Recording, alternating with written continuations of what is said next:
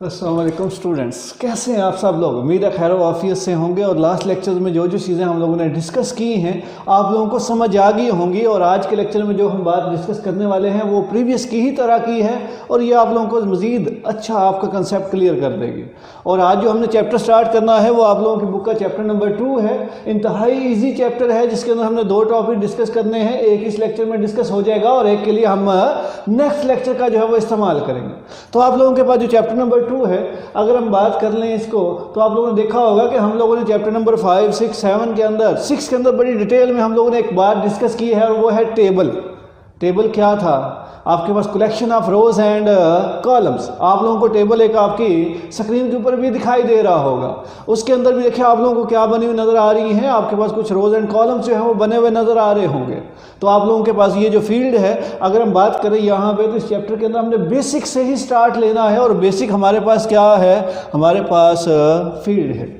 आप लोगों के पास टेबल के अंदर आपको कुछ कॉलम्स नज़र आ रहे होंगे। उन कॉलम्स की कोई ना कोई हेडिंग्स हैं और वो हेडिंग जो है वो बेसिकली क्या है, हमारे पास फील्ड्स हैं। Collection of related characters, smallest unit of data या सेट ऑफ 1 और मोर कैरेक्टर्स, वो आप लोगों के पास क्या कहलाता है, फील्ड कहलाता है। अब फील्ड के अंदर आपके पास नेम है, एम्प्लॉय आईडी है, यानी कि सबसे छोटा यूनिट जो हमारे डेटा का है उसे हम क्या कहते हैं, फील्ड का नाम देते हैं। और जब इस तरह की ढेर सारी फील्ड्स मिल जाती हैं जिसके अंदर एक ही शख्स के बारे में सारा डेटा जो है वो इकट्ठा किया जाता है, तो वो आप लोगों के पास क्या कहलाता है, रिकॉर्ड कहलाता है। अब रिकॉर्ड क्या है, सेट ऑफ रिलेटेड फील्ड्स। अब रिलेटेड फील्ड से क्या मुराद है, जैसे स्टूडेंट्स का ही रिकॉर्ड की बात कर लें तो स्टूडेंट का name, father name, address, phone number, ठीक है। अगर आप इकट्ठा जो है वो स्टोर कर लेते हैं, एक ही शख्स के बारे में सारी इन्फॉर्मेशन ले लेते हैं, तो वो आप लोगों के पास क्या बन जाएगा, रिकॉर्ड बन जाएगा। अब ये जो रिकॉर्ड है ये आप लोगों के पास क्या है कि जब ढेर सारे रिकॉर्ड्स मिल जाते हैं तो आप लोगों के पास क्या बन जाता है, फाइल बन जाती है। यानी कि आपने एक टेबल बनाया, उस टेबल के अंदर आप लोगों ने कुछ रोज़ जो हैं वो ऐड की हैं। रोज़ की क्या है, कुछ हेडिंग्स हैं जिन्हें हमने फील्ड्स का नाम दिया हुआ है। और उसके बाद जब वो आपके पास सारी फील्ड्स आप कवर कर लेते हैं, ठीक है, तो वो आप लोगों के पास क्या, नंबर 6 के अंदर हम लोग डिटेल में देख चुके हैं।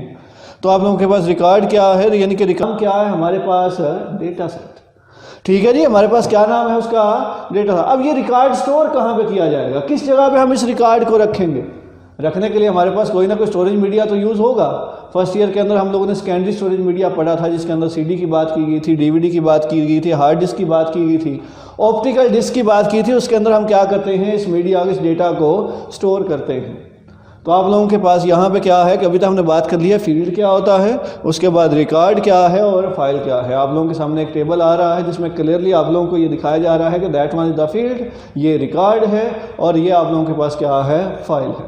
इसको ध्यान से देख लें, साथ साथ मेरी बात को सुन लें। उम्मीद है कि यहाँ तक बातें आप लोगों को समझ आ गई हैं। अब आप लोगों के पास कोई भी, आपके पास जो रिकॉर्ड होता है उसको मैंने कहा कि आप लोगों के पास क्या है, जब रिकॉर्ड्स मिल जाएंगे तो फाइल बनेगी। जब आप लोगों के पास फाइल्स को हम कहाँ पे स्टोर करते हैं, किसी ना किसी स्टोरेज मीडिया के ऊपर स्टोर किया जाता है।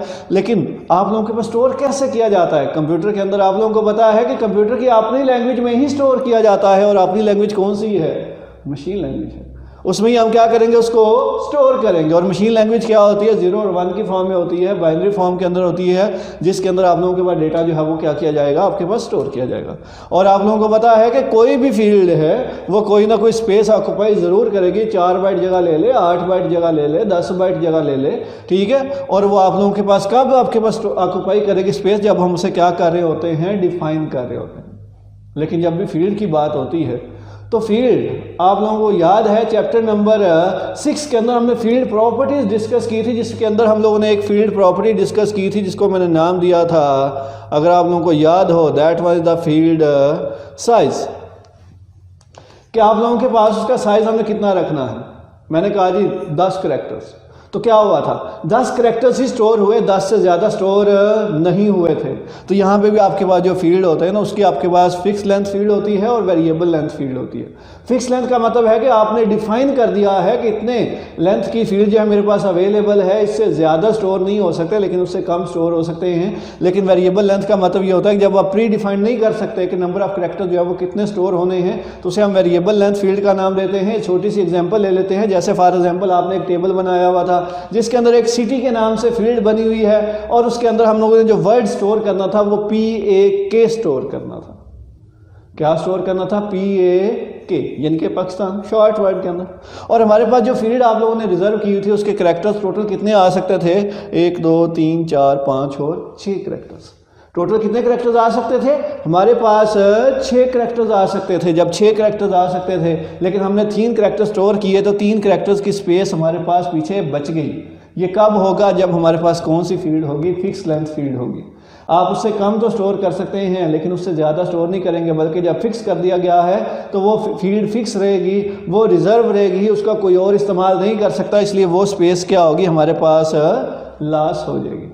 लेकिन वेरिएबल लेंथ फील्ड में क्या होता है कि जितने करैक्टर्स हैं उतने ही फील्ड आपके पास जगह रिजर्व होगी, उतनी जगह जो है वो करैक्टर्स ले लेंगे और उसके अलावा कोई एक्स्ट्रा जगह रिजर्व नहीं होगी, जिसकी वजह से स्टोरेज आपके पास लॉस नहीं होती। और उसे हम क्या नाम देते हैं, उसे हम लोग नाम देते हैं वेरिएबल लेंथ फील्ड। तो अभी तक हम लोगों ने जो बात की है वो डिस्कस की है कि फील्ड लेंथ आपके पास 2 तरह की होती है। एक वो है जिसमें फिक्स कर दिया गया कि भाई इतने करैक्टर्स ही स्टोर करने हैं, कम तो कर सकते हैं लेकिन ज़्यादा नहीं कर सकते। और वेरिएबल लेंथ का मतलब ये है कि आप लोगों के पास जितनी रिक्वायर्ड है उतने ही करैक्टर स्टोर होंगे, ना ज़्यादा होंगे ना ही कम होंगे, जितनी ज़रूरत है उतनी स्पेस कंज्यूम हो जाएगी, कोई स्पेस लॉस नहीं होगी। तो ये आप लोगों के पास क्या है, वेरिएबल लेंथ फील्ड है और फिक्स लेंथ फील्ड है। आगे हम बात कर लेते हैं कि हमारे पास जो डेटा हैंडल किया जाता है फाइल मैनेजमेंट सिस्टम के अंदर वो किस तरह से हैंडल किया जाता है। आप लोगों को पता है कि ऑब्वियस सी बात है, आप लोग क्या करोगे, यहाँ पे फाइल्स का ही इस्तेमाल करें। मैंने कहा क्या है कि हम फाइल को ही स्टोर करते हैं अपने हार्डवेयर के अंदर, ठीक है, अपने USB के अंदर, स्टोरेज मीडिया के अंदर, जिसके अंदर डेटा जो है वो पड़ा होता है, तो उसी को ही हम इस्तेमाल करेंगे डेटा को स्टोर या फिर उससे डेटा लेने के लिए। लेने वाला प्रोसेस कहते हैं, निकालने वाला प्रोसेस रिट्रीव करना, और उसके अंदर रखने वाला प्रोसेस क्या कहलाता है, that one is the store करना। आप लोगों ने चैप्टर नंबर 6 के अंदर पढ़ा है कि हमारे पास टेबल को हम यूज़ करते हैं डेटा को स्टोर करने के लिए और क्यूरी को हम इस्तेमाल करते हैं डेटा को रिट्रीव करने के लिए। तो वहाँ पे आपने देखा था कि क्यूरी की मदद से हम टेबल से डेटा निकाल रहे थे और आप लोगों के पास डेटा जो है वो आप लोगों के पास स्टोर करने के लिए हम किसका इस्तेमाल कर रहे थे, आपके पास टेबल का इस्तेमाल कर रहे थे। अब यहाँ पे बात ये आ जाती है कि जब भी टेबल बनाया जाता है, आपकी बुक में भी टेबल बना हुआ है handling data handling in file management system के अंदर, तो टेबल के अंदर क्या होता है, टेबल के अंदर आप लोगों के पास किसी एक एंटिटी के मुतालिक कंप्लीट इंफॉर्मेशन होती है। अब बात ये आती है कि एंटिटी क्या है। एंटिटी कहते हैं पर्सन, प्लेस, ऑब्जेक्ट, इवेंट, जिसके मुतालिक आप डेटा इकट्ठा कर रहे हैं। जैसे मैं कहता हूँ मैं स्टूडेंट के बारे में इंफॉर्मेशन जो है डेटा इकट्ठा कर रहा हूँ, तो मेरे पास जो स्टूडेंट है दैट वाज द एंटिटी। अब कोई भी एंटिटी है उसके कुछ ना कुछ एट्रीब्यूट्स ज़रूर होंगे, वो एक भी हो सकता है, एक से ज़्यादा भी हो सकते हैं। अब स्टूडेंट्स के एट्रीब्यूट्स क्या हो सकते हैं, अगर हम बात करें स्टूडेंट इंफॉर्मेशन सिस्टम की, तो आप लोगों के पास जो स्टूडेंट है उसके एट्रीब्यूट्स क्या हो सकते हैं, उसका नेम हो सकता है, रोल नंबर हो सकता है, डेट ऑफ बर्थ हो सकती है, आप लोगों के पास उसका एड्रेस हो सकता है, ये उसके एट्रीब्यूट्स हैं। अब इन एट्रीब्यूट्स से हम टेबल बना सकते हैं। टेबल कैसे बनाएंगे, ये जितने भी एट्रीब्यूट्स हैं, ठीक है, इन सबको कॉलम की टेबल की हेडिंग बना देंगे, ठीक है, उसकी फील्ड्स बना देंगे, जो टॉप की हेडिंग होती है वो बना देंगे, तो वो आप लोगों के पास किसकी शेप ले लेगा, टेबल की शेप जो है वो ले लेगा। लेकिन जब भी इंफॉर्मेशन जो है वो स्टोर की जा रही होती है, वो आपके पास टेबल की शेप ले रहा है, तो आप लोगों के पास ऑब्वियस सी बात है हर एक फील्ड जो है वो कोई ना कोई स्पेस ज़रूर ऑक्यूपाई करती है। यहाँ पे मैंने आप लोगों को डिफाइन किया है, और ये स्पेस जो ऑक्यूपाई की जाती है ये बाइट्स के अंदर ऑक्यूपाई की जाती है।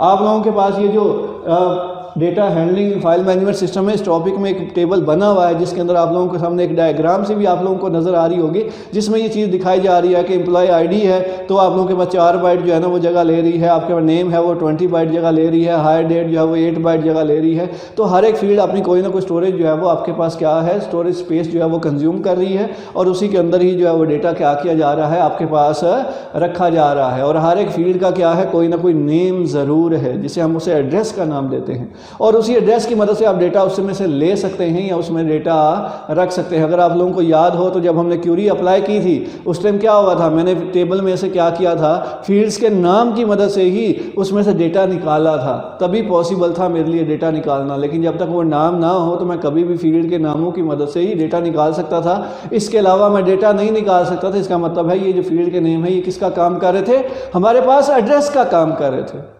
तो यहाँ तक आप लोगों ने देखा कि जब भी आपके पास डेटाबेस सिस्टम की बात होती है तो उसके अंदर एक इंपॉर्टेंट रोल अदा कर रहा है, और वो क्या चीज़ है, टेबल है या फिर रिलेशन है, जिसके अंदर हम डेटा जो है वो स्टोर कर रहे हैं किसी भी शख्स के बारे में, किसी भी एंटिटी के बारे में, पर्सन के बारे में, प्लेस के बारे में या फिर ऑब्जेक्ट के बारे में।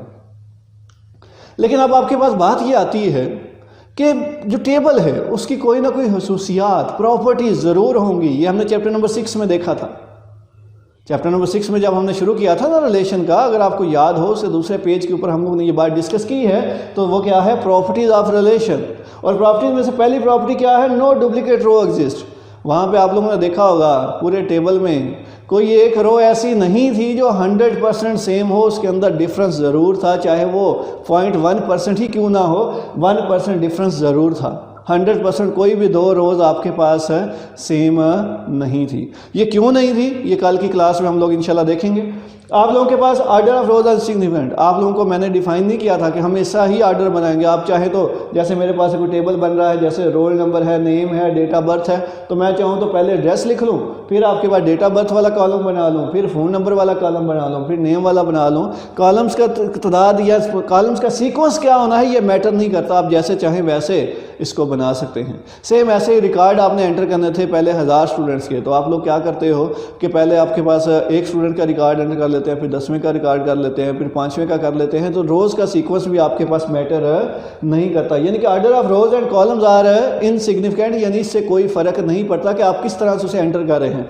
लेकिन एक चीज़ का हमेशा ख्याल रखा जाता है कि दो रोज़ कभी भी सेम नहीं होनी चाहिए, ना ही कॉलम्स की जो हेडिंग्स हैं, एट्रीब्यूट्स के जो नाम हैं वो सेम होने चाहिए।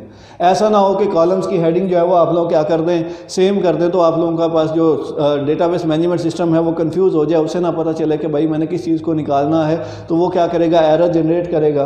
तो इसलिए कहा जाता है कॉलम्स या एट्रीब्यूट्स जो हैं वो एटॉमिक होने चाहिए, दो नाम कभी भी सेम नहीं होने चाहिए, बल्कि एक दूसरे से क्या हो, यूनिक हो, ताकि क्लियर रहे कि कौन से कॉलम में कौन सी वैल्यू पड़ी हुई है। इसलिए कहा जाता है कि इन प्रॉपर्टीज़ का ख्याल रखें। अगर आपने एक प्रॉपर डेटाबेस मैनेजमेंट सिस्टम जो है मेंटेन करनी है, तभी आप डेटाबेस एक अच्छी बना सकते हैं, उसके अंदर डेटा स्टोर कर सकते हैं, ठीक है।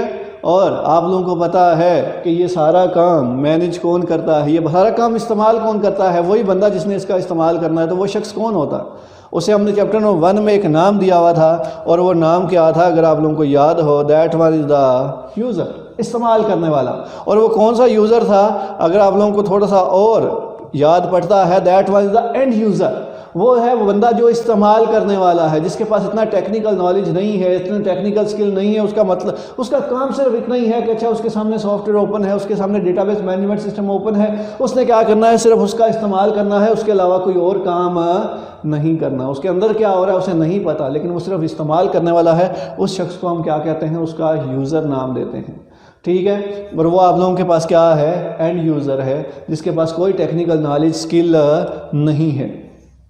इस चैप्टर में से आप लोगों के पास ये कुछ बातें जो है वो डिस्कस हो गई हैं। उम्मीद है यहाँ तक आप लोगों को समझ आ गई होगी, और जिसको नहीं समझ आई वो लाजमन क्वेश्चन करे, ताकि उसको मज़ीद जो है ना उसका कंसेप्ट क्लियर किया जाए, ठीक है जी। कल की क्लास में हम लोग जो बात करेंगे वो इंशाल्लाह कीज़ की बात करेंगे, जो एक इम्पोर्टेंट टॉपिक है, ठीक है, डिफरेंट एग्जाम्पल्स के साथ। और आप लोगों ने अपना ख्याल रखना है जी। अल्लाह हाफिज़।